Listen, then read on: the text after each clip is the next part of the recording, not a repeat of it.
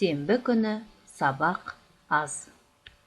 Сабақтың мақсаты: тыңдалған материалдың мазмұнын түсіну және кейіпкерлер мен оқиғалардың ретін анықтау.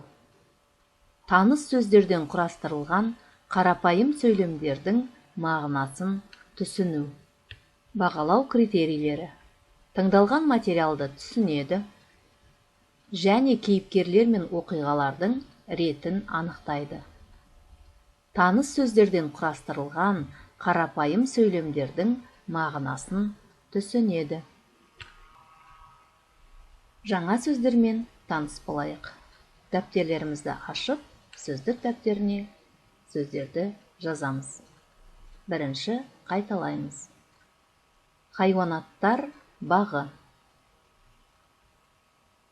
Ертең. Кеше. Бүгін. Хайуанаттар бағы. Ертең. Завтра. Кеше. Вчера. Бүгін. Сегодня. Ертең. Кеше. Бүгін.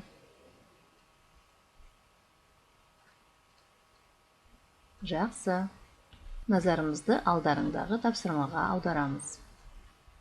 Мұқият тыңдаймыз, қайталаймыз және оқимыз. Сұрақтарға жауап береміз. Бүгін сенбі. Ертең жексенбі. Әлібек саябаққа барады.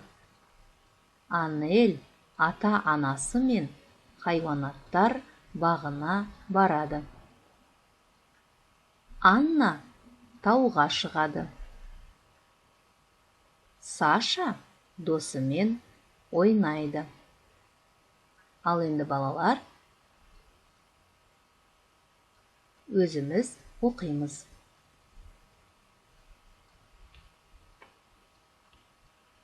Өте жақсы балалар. Енді берілген сөйлемдерді сұраулы сөйлемге аударамыз. Бүгін сенбі. Бүгін қандай күн? Өте жақсы. Ертең жексенбі. Ертең қандай күн? Өте жақсы. Ары қарай жалғастырамыз.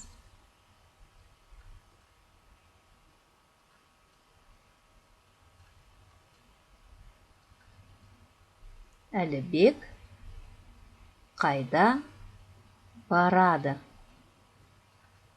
Өте жақсы.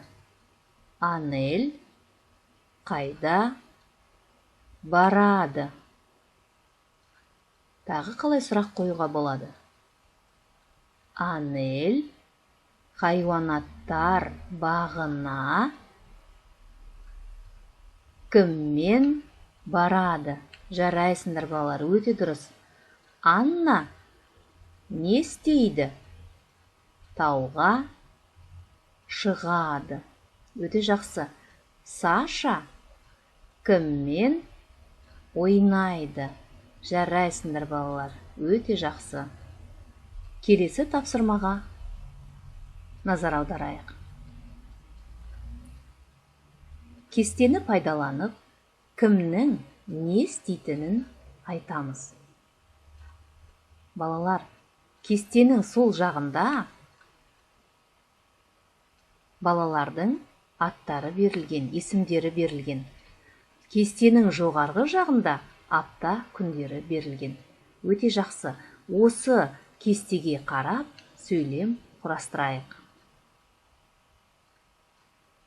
Мысалы, Әлібек сейсенбіде шахмат ойнайды. Әлібек жұмада кітап оқиды. Өте жақсы балалар. Анна